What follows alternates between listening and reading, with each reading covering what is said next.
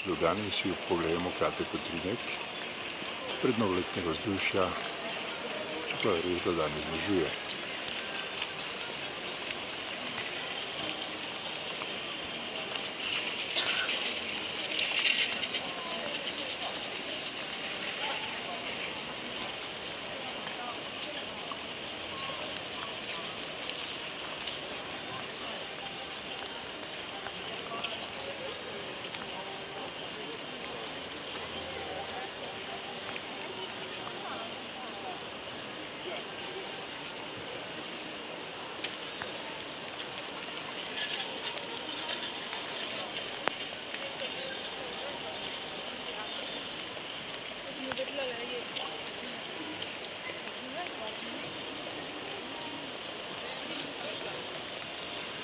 No, takoj kot rečeno, v središču slovenske prestolnice 4. decembra.